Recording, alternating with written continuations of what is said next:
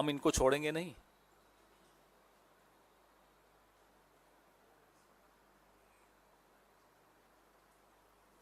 बस एक ही सवाल रेड्डी साहब पर।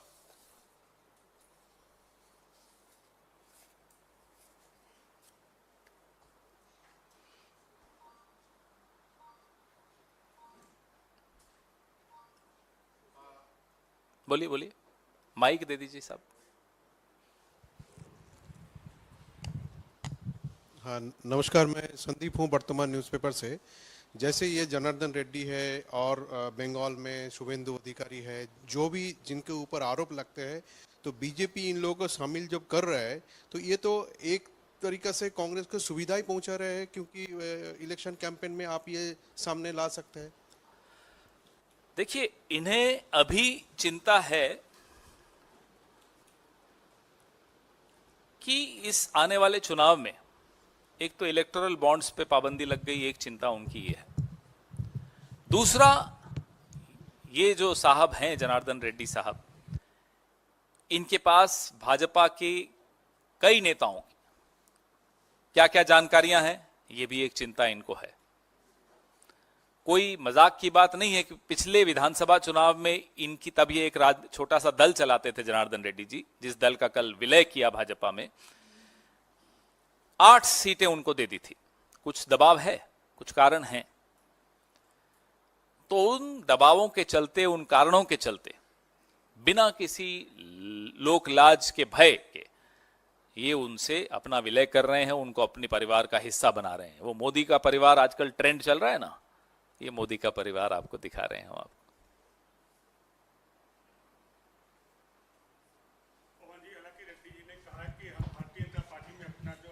विलय कर रहे हैं, ये बिना शर्त है, लेकिन साथ साथ वहीं यह देखना हो कि सीबीआई के कुल 9 मामले जांच में उन पर है।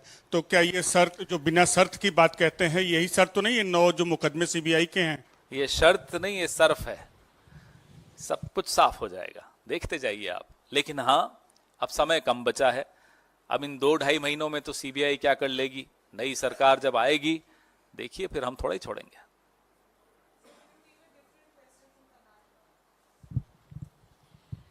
So your Lok Sabha candidate from Karnataka, DK Suresh, has, while speaking to CNN News 18, has said that I stand by my statement that we need a separate state, South Indian state, because the focus of this government is mainly on the North Indian states.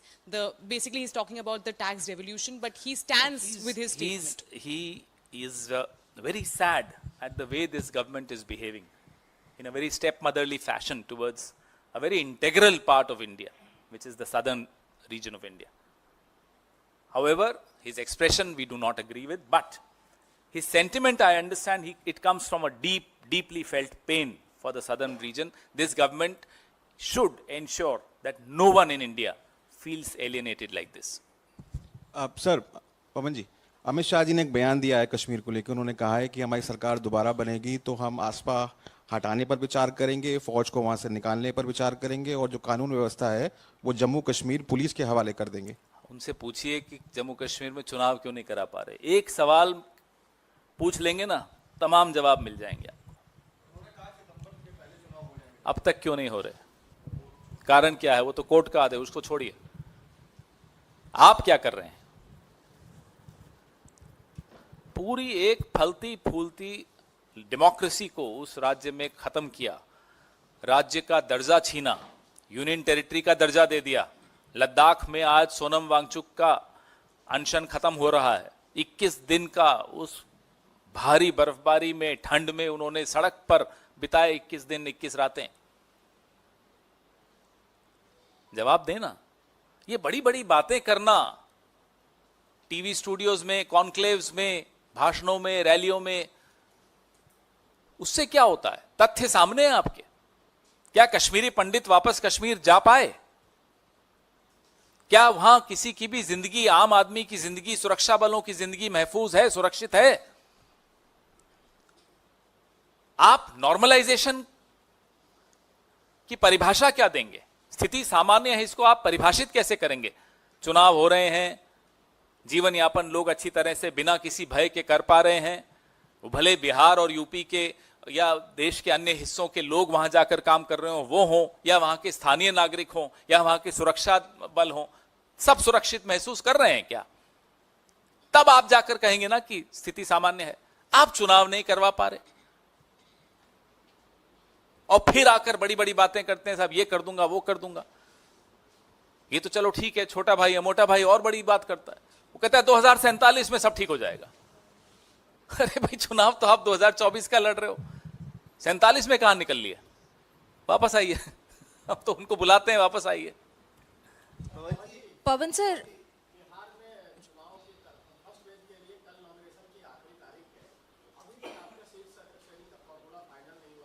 सब हो रहा है, सब हो रहा है, सारी सब नहीं, कोई सरेंडर न, देखिए आपस में जब दोस्ती होती है, भाईचारा होता है, तो ना कोई सरेंडर और इस तरह की शब्द आते नहीं है बीच में। पवन जी एक सवाल सही नहीं, प्रक्रिया चल रही है, समाप्ति की ओर है, सब कुछ आपके सामने आ जाएगा। सर 31 को अरविंद केजरीवाल के सपोर्ट में इंडिया ब्लॉक्स लीडर्स प्रोटेस्ट करेंगे रामलीला मैदान में। वहीं पे Punjab units are disappointed and they have a strong view that Congress should not participate in that. What is your take on it? Nobody has told us this, so I don't know. You must be in touch with some people, but our own state unit is absolutely clear about it, that there is an alliance in Delhi and in some other parts of the country, but there is no alliance with them in Punjab. And I think there is absolute clarity in our minds whether it's the national unit of the party or the state unit of the party. Sir Pavan ji मेरा सवाल वही था, पंजाब से कल आपके sitting सांसद Ravneet Singh Bittu BJP में शामिल हो गए। राहुल गांधी ने काफी प्रमोट किया था, पहले वो यूथ कांग्रेस के अध्यक्ष बने थे जब चुनाव के जरिए जीत के आए थे। उनसे कितना पूछिए साहब क्यों डिसअपॉइंटिंग गए है? हैं, हमसे क्यों पूछ रहे हैं? जो गया उनसे पूछिए, हमें बता थोड़ी गए कि मैं इसलिए जा रहा हूं। तो आपको उन्हीं से पूछना पड़ेगा साहब क्यों गए, और उनसे पूछिए जिन्होंने उन्हें लिया, साहब आपने क्यों लिया। इसमें हम तो कहीं आते नहीं हैं। Sir, Delhi LG, while speaking to Times Now, has said that we won't let the Delhi government to function from jail. We won't let it happen. So, is it an indication on the part of Delhi as Lieutenant Governor? What is your reaction Well, to ask that? the Lieutenant Governor. No, But as far as legal luminaries are concerned, they have been very clear about it that he can. Now, whether it's practical, doable or not, but as far as the legal aspect is concerned, I was reading yesterday, 5 or 6 legal luminaries have written about it, and they feel that it's permissible under the law. So if there is a settled law which doesn't have any problem with this arrangement, then I don't know why the Honorable LG is saying what he's saying. So ask him. चलाना चाहिए या नहीं एक अलग मुद्दा है, चला सकते हैं या नहीं एक अलग मुद्दा है। तो वो कानूनी रूप से जो कानून के विशेषज्ञ हैं वो कह रहे हैं चला सकते हैं। गई थी कल शाम मिलने के लिए, आज उन्होंने अभी इस वक्त वो प्रेस कॉन्फ्रेंस कर रही हैं। उनका कहना है कि शराब घोटाले में पैसा कहां गया, इसका खुलासा कल अरविंद केजरीवाल अदालत के सामने करेंगे। ठीक है, तो आने दीजिए, उसके बाद इस पर चर्चा करेंगे। और अब पत्नी अपने पति से मिलने जाएंगी ईडी में, उसमें तो कोई सवाल बनता नहीं है। और कल जरूर उसका सवाल जो खुलासा करेंगे उस पर फिर चर्चा करेंगे हम। खेड़ा जी, केजरीवाल पे जो आरोप हैं और उसकी जो जांच पड़ताल चल रही है, उसके बाद मामला अदालत में भी गया था और उसके बाद वहाँ पर भी उनको राहत नहीं मिली। जिस तरीके से ये आरोप पहले भी लगते रहे और खुद कांग्रेस के नेताओं ने प्रेस कॉन्फ्रेंस भी की, यहाँ इस मंच पर भी हमने देखा, जो बाकायदा आंकड़े दिए गए थे शराब घोटाले को लेकर, कथित तौर पर वो आरोप लगाए गए थे। अब बीजेपी ये कह रही है कि उन आरोपों का क्या हुआ, ये पहले से ही मामले चल रहे थे। देखिए, हम अब तो क्यों क्लीन चिट दे हमने रहे हैं? कभी ये बोला नहीं कि जांच नहीं होनी चाहिए, ना अरविंद केजरीवाल ने कभी बोला कि जांच नहीं होनी चाहिए। लेकिन जांच एजेंसियों पर अगर भरोसा ही नहीं कर पाए तो फिर जांच कौन करेगा? चुनाव से ठीक पहले आप गिरफ्तारी कर रहे हैं, तो फिर हमारा वो संशय कि जांच एजेंसियों पर अब हम भरोसा नहीं कर पा रहे हैं, वो संशय सही साबित हो रहा है। जांच से कभी किसी को कोई परहेज नहीं है। हम पर आरोप लगे, हमारे नेताओं ने 50-50, 55-55 घंटे जांच झेली है। जांच से ना अरविंद केजरीवाल को आपत्ति है, ना किसी और को आपत्ति है, लेकिन जांच एजेंसीज क्या सही काम निष्पक्ष तरीके से कर पा रही हैं बिना कठपुतली बने? इसका जवाब हम सबको मिल चुका है। वो सोरेन साहब की गिरफ्तारी में मिला हो, वो इनकम टैक्स की जो हमारे खातों पर कार्रवाई हुई उसमें मिला हो, वो अरविंद केजरीवाल की गिरफ्तारी में मिला हो, तमाम जवाब आपके सामने है। जो हमारा संशय और हमारा शक था जांच एजेंसियों पर, वो सही साबित हो रहा है। माइक दीजिए भाई। निर्मला जी के पति ने एक बयान दिया है कि सबसे बड़ा विश्व का घोटाला कोई है तो वो इलेक्टोरल बॉन्ड है। बिल्कुल मैं सहमत हूं। मैं अभी देख रहा था अभी आते हुए उनका वीडियो। वो काबिल व्यक्ति हैं, समझदार व्यक्ति हैं, और उनके विचार देश में कई लोग हिमायती हैं उनके विचारों के। मैं भी उनमें से एक हूं। तो सुना उनकी बात और बिल्कुल मैं सहमत हूं उनसे। ये बहुत बड़ा घोटाला है। जो प्रभाकर साहब कह रहे हैं वो सही कह रहे हैं।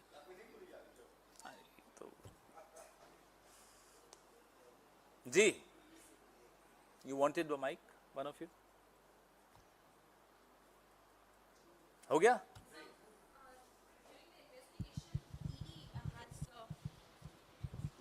ED has informed that 2 phones have been found from Arvind Kejriwal's residence, but he is not ready to share the password, and because it is very much important to investigate into this entire matter, but he is not cooperating in that manner. So what's your reaction to that? As I said, why would anyone trust these agencies with your phones or with anyone?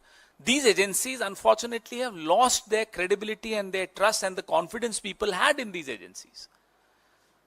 So I don't blame anyone if people don't want to part with their passwords, and under the law he is absolutely in his rights.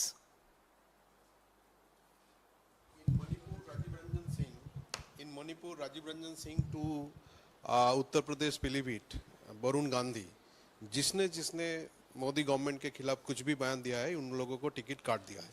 इसका ऊपर आपका reaction? और second है ममता बनर्जी के खिलाफ बंगाल का BJP candidate and farmer BJP state president Dilip Ghosh ने कुछ उल्टा बयान दिया। टिप्पणी की।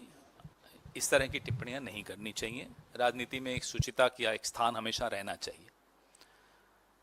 जिसने भी प्रधानमंत्री जी का विरोध किया हो, वो अगर किसी और दल का है तो उसके खिलाफ तमाम केसेस खोल दिए जाते हैं, षड्यंत्र रचे जाते हैं, हवाई जहाजों से उतार दिया जाता है, 50-50 घंटे ईडी के सामने बैठा दिया जाता है, लोकसभा की सदस्यता रद्द कर दी जाती है, बंगला छीन लिया जाता है और अनर्गल आरोप लगाए जाते हैं। और अगर वो उनकी पार्टी के भीतर हो तो उसकी टिकट काट दी जाती है, उसको पद से बाहर कर दिया जाता है। ऐसे अनेक उदाहरण आपको मिलेंगे। कहीं कहीं लोकतंत्र में विश्वास मोदी जी का शायद कभी इतना भी विश्वास नहीं रहा हो लोकतंत्र। मुंबई में उत्तर पश्चिम सीट शिवसेना को देने से आपके वरिष्ठ नेता है संजय निरुपम, वो नाराज चल रहे हैं। अभी मुंबई में उनका प्रेस कॉन्फ्रेंस चल रहा है और वो खुले तौर पर ये कह रहे हैं कि ये जो फैसला कांग्रेस ने लिया है ये कांग्रेस को दफन कर देगा मुंबई में, और उनके पास कई विकल्प खुले हुए हैं। एक तरह से धमकी दे रहे हैं कि वो दूसरी पार्टी मैंने अभी देखा नहीं, मैं उनकी प्रेस वार्ता देख लूं, उसके बाद इस पर चर्चा करें। धन्यवाद। मेरे को एक मीटिंग में भागना है। तो जो भी सवाल हो अभी पूछ लीजिए, मैं रुकूंगा नहीं। I have to run. I have war room में जाना है। देखा ही नहीं मैंने, तो अभी क्या करें? मैंने देखा ही नहीं ना। नहीं, सिर्फ देखने से थोड़े काम चलता। उनसे भी बात करूंगा, तो पीसी से वो फ्री हो जाए फिर उनसे बात करूंगा। फिर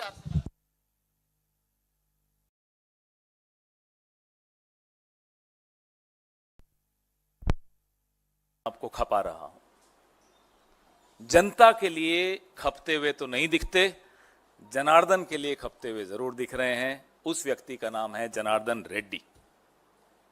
और वो जनार्दन जो है जिसके विषय में आज हम चर्चा कर रहे हैं, भले ही वो 35,000 करोड़ के घपले का आरोपी हो, भले ही उस जनार्दन के खिलाफ सीबीआई समेत 20 मामले लंबित हों, भले ही उस जनार्दन ने भारत के जंगलों और खदानों में अवैध खनन करके उन्हें बर्बाद कर दिया हो, प्रधानमंत्री उस जनार्दन के लिए आपको खपते हुए दिखेंगे। उसका नाम है जनार्दन रेड्डी।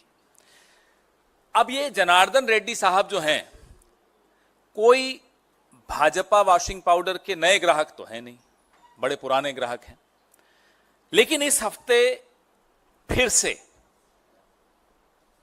उन्होंने इस वॉशिंग पाउडर की सब्सक्रिप्शन को रिन्यू किया ताकि वो सारे दाग धो सके। ये वो जनार्दन रेड्डी हैं जिनके विषय में एक जज ने कहा था कि इन्होंने मुझे 40 करोड़ रुपए रिश्वत की पेशकश की थी बेल लेने के लिए। ये वो जनार्दन रेड्डी हैं जिनको न्यायालय ने बेल्लारी से तड़ी पार किया हुआ है। वो जनार्दन रेड्डी गृह मंत्री के साथ खड़े होकर कल मुस्कुरा रहे थे, तो तस्वीरें हमने देखी। बेल्लारी बंधु, आप पत्रकार हैं, पिछले 2-2.5 दशक से ये नाम आप सुन रहे हैं। हम राजनीति के छात्र हैं, हम भी पिछले 3 दशक से ये नाम सुन रहे हैं। बेल्लारी बंधुओं के नाम से ये कुख्यात गैंग है, ये भाजपा का बड़ा पुराना साथी है। 1998 में, मैं थोड़ा सा इतिहास के उस दौर में आपको ले जाना चाहता हूं। 1998 में जब स्वर्गीय श्रीमती सुषमा स्वराज जी ने माननीय सोनिया जी के खिलाफ चुनाव लड़ा था, तब सुषमा स्वराज जी के चुनाव प्रचार की तमाम जिम्मेदारी इन बेल्लारी बंधुओं के ने संभाल ली थी। और 98 के उस चुनाव के बाद भाजपा ने इन्हें संभाल लिया। ये इनका रिश्ता है भाजपा से, बेल्लारी बंधुओं का। जो पूर्व मुख्यमंत्री येदियुरप्पा जी और इनकी जुगलबंदी बड़ी मशहूर है। बेल्लारी बंधुओं की येदियुरप्पा जी के साथ एक जुगलबंदी है, आपने सुनी होगी कई बार। इस जुगलबंदी के चलते आयरन ओर की अवैध खनन और निर्यात की एक ऐसी लूट मची कि पूरे भारत में येड्डी और रेड्डी नाम का एक ये जोड़ी थी जो बड़ी प्रख्यात हुई, बड़ी मशहूर हुई। येड्डी रेड्डी गैंग, ऐसी बातें होती थी। इसमें येदियुरप्पा जी को जेल भी जाना पड़ा। लीपापोती के लिए भाजपा ने उनका इस्तीफा भी लिया। आप सब इस इतिहास से वाकिफ हैं, आपने इन सब पे रिपोर्टिंग की हुई है। और 2011 और 17 के बीच इनकी कई बार गिरफ्तारी भी हुई। अब जब ये वापस से भाजपा में शामिल हो गए हैं तो सीबीआई अब इनको ऐसी क्लीन चिट देगी कि उजाला की सफेदी भी इनके सामने फीकी पड़ जाएगी। ये इतना चमकेंगे, अब देखना आप। एक के बाद एक देश भर में 35,000, 70,000, 80,000 करोड़ के घोटालेबाज या कथित आरोपी, जो भी आप कहना चाहें, मोदी जी और भाजपा का वो दामन थाम लेते हैं और साफ हो जाते हैं। ये फिर हो रहा है, इतिहास फिर दोहरा रहा है, हर हफ्ते दोहराता है, हर महीने दोहराता है इतिहास ये वाला। जब इस व्यक्ति ने, जो 35,000 करोड़ का घोटालेबाज है जनार्दन रेड्डी, भाजपा में शामिल होते ही कहा कि मैं अपनी जड़ों की ओर लौट आया हूं। अब आप खुद समझ लीजिए कि इस देश में भ्रष्टाचार की जड़ कहां है और कौन है। हम नहीं बोल रहे, ये घोटालेबाज बोल रहा है कि साहब मैं अपनी जड़ों में लौट कर आ गया हूं।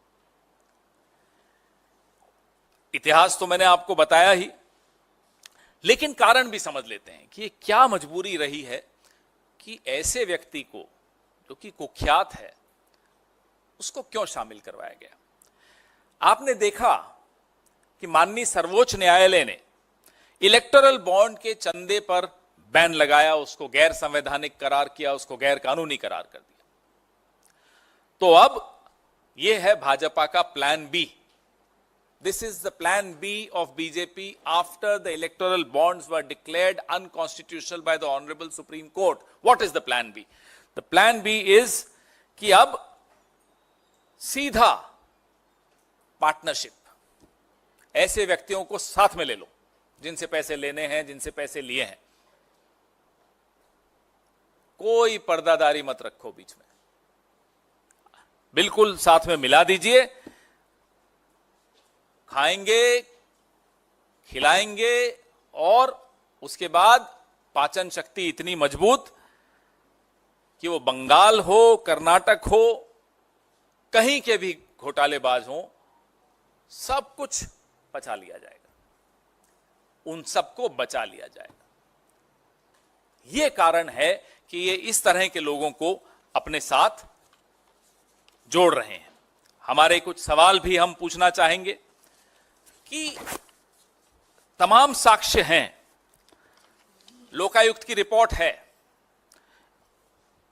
मोदी सरकार के सामने सब कुछ है, फिर भी इस तरह के व्यक्ति के तमाम सीबीआई के केस क्यों बंद किए जाते हैं, क्यों उसको अपने साथ जोड़ लिया जाता है, क्यों मोदी जी और भाजपा जनार्दन रेड्डी को बचाना चाहती है। नंबर 2, क्या यह सच नहीं है कि इनके खिलाफ 20 मामले लंबित हैं? और जैसा कि मैंने कहा, एक जज को 40 करोड़ देने की पेशकश की, फिर भी उनके लिए लाल कालीन क्यों बिछाया जा रहा है भाजपा में शामिल होने के लिए? विपक्ष के नेताओं के लिए तो ईडी, सीबीआई सब, और जिस पर ईडी, सीबीआई है, मामले हैं, फाइलें खुली हुई हैं, केस चल रहे हैं, उनके लिए लाल कालीन क्यों?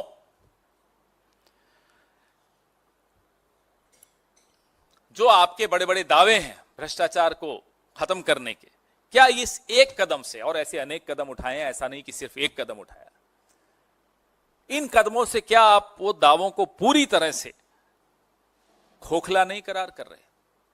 ये हमारे आपसे सवाल है।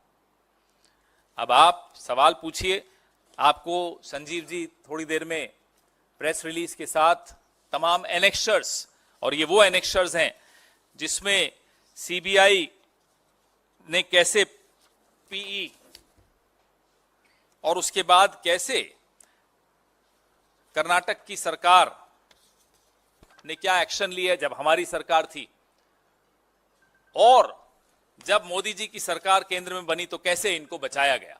ये तमाम जानकारियां आपको हम साझा आपके साथ कर रहे हैं। आपके सवाल।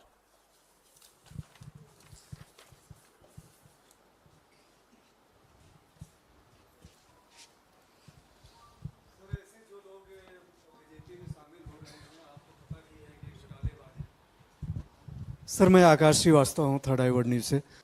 सर, मेरा प्रश्न है कि जो ये लोग शामिल हो रहे हैं, और आपको पता है, और ये पब्लिक डोमेन में भी है, तो इसको कांग्रेस कितना धारदार बनाएगी इलेक्शन कैंपेन के लिए और अपने पॉलिटिकल रणनीति के लिए? केवल कांग्रेस इसको धारदार बनाएगी, कांग्रेस की जब सरकार कर्नाटक में, पिछली सरकार जो कांग्रेस की थी इससे पहले वाली, उसमें हमने मामले दर्ज किए बिना किसी डर के। सिद्धरामैया जी हमारे उस वक्त भी मुख्यमंत्री थे, तो सिर्फ इसको कैंपेन का मुद्दा बनाए हो वो बात नहीं है। हम इस भ्रष्टाचार की जड़ तक गए, साक्ष्य और दस्तावेजों के साथ गए, हमने मामले दर्ज किए, और उन मामलों को कमजोर करने का भरसक प्रयास मोदी सरकार ने जब केंद्र में सरकार में आए तब किया, जब राज्य में सरकार में आए तब भी किया, अब फिर हमारी सरकार है, हम इनको छोड़ेंगे नहीं।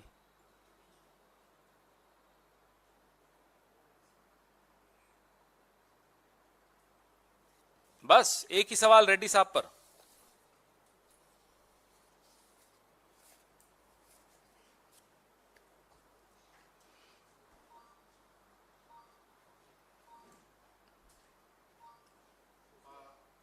बोलिए बोलिए, माइक दे दीजिए साहब। हाँ, नमस्कार, मैं संदीप हूँ वर्तमान न्यूज़पेपर से। जैसे ये जनार्दन रेड्डी है और बंगाल में शुभेंदु अधिकारी है, जो भी जिनके ऊपर आरोप लगते हैं, तो बीजेपी इन लोगों को शामिल जब कर रहा है, तो ये तो एक तरीका से कांग्रेस को सुविधाएं पहुंचा रहे हैं, क्योंकि इलेक्शन कैंपेन में आप ये सामने ला सकते हैं। देखिए, इन्हें अभी चिंता है कि इस आने वाले चुनाव में एक तो इलेक्टोरल बॉन्ड्स पे पाबंदी लग गई, एक चिंता उनकी है।